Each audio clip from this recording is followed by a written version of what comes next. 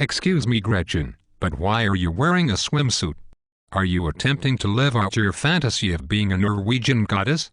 Our ratings were going down, and the producers thought we might get more viewers if I showed a little skin. Yeah, guys who can't afford the Playboy channel. Watch your tongue, mister. So, let me get this straight. You appear in front of the camera, where millions of people can stare at your tawny skin, your tightly muscled body and, don't let me forget, those pert breasts of yours that even a high school cheerleader would be proud of. Yes, Bob, you've got it right. They thought about making US speedos, but I convinced them that would be a bad idea. I think we would lose all our female viewers if they could see that disgusting lard about your midsection. But Gretchen, instead of trying to sell sex, why don't we just give them good news instead? What do you mean, Bob? You do realize that since Ben Bernanke went crazy, the prices of everything are going up, right? Ben Bernanke should be committed. Oh, he is, Gretchen. He's committed to causing hyperinflation. Everything we need will cost more. You can see it happening now. Why is he doing this? He thinks it's the only way to save America.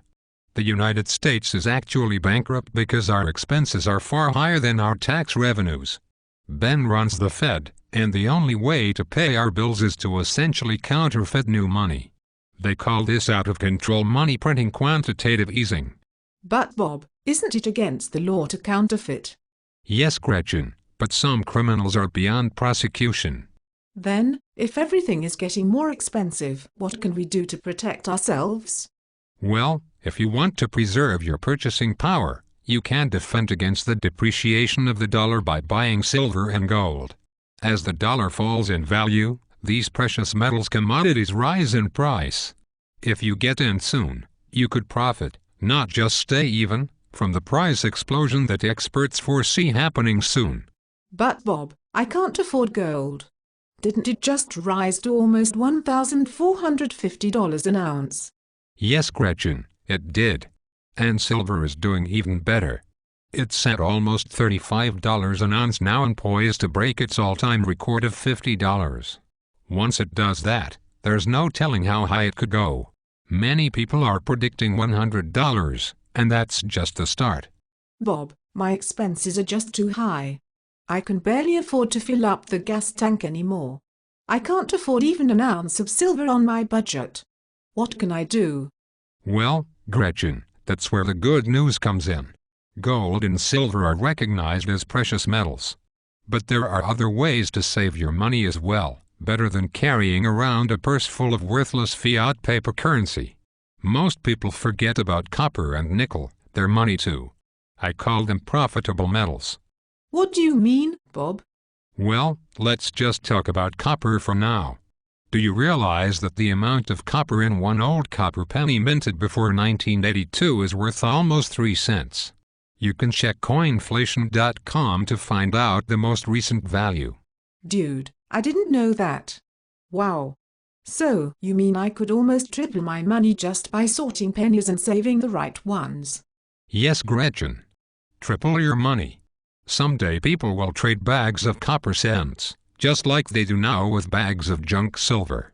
You can see them starting to do that on eBay. It's a great way to save a buck and earn one too. You can find answers to all your questions at a website where I just started lurking. Oh Bob, you aren't starting up with the playgrounds again, are you? After the acquittal, I thought. No, Gretchen, I meant lurking on the internet. I found a great website called realcent.org and they have the answers to any questions you might have on this topic. All right, sorry about that, Bob. But I do have one final question. Wouldn't it be a lot of work to go through your change and sort out the good pennies? It would take quite a while to save enough to really be worth something, wouldn't it? Well, Gretchen, you're right about that. At some point, if you get serious about saving your money like this, you'd have to have thousands of those pre-1982 Lincoln cents saved up to be worth much. You'll have to make trips to the bank to pick up the boxes of pennies you order, then search them, then return the ones you don't want. It takes time, effort, and gas money. Isn't there a way to speed up the process? Well, Gretchen, believe it or not, Some really smart inventor has designed a machine that does all the work for you. It's called a Rydale. You can go to his website to learn more about his coin sorters, but let me just tell you, at the rate of 18,000 an hour, it can separate the good pennies from the bad just about as fast as you can pour them into the hopper. Or, you could look up the Portland Mint website on the internet. They've already done all the work for you, you just purchase the sorted pennies in any quantity, and they even have secure storage facilities so you don't have to take delivery unless you want to. Well, Bob, thanks for turning me onto this and sharing it with our viewers. This really is good news. You are welcome, Gretchen. Oh, and Gretchen. Yes, Bob. I think you might film better on camera if you wear a see-through G-string next time.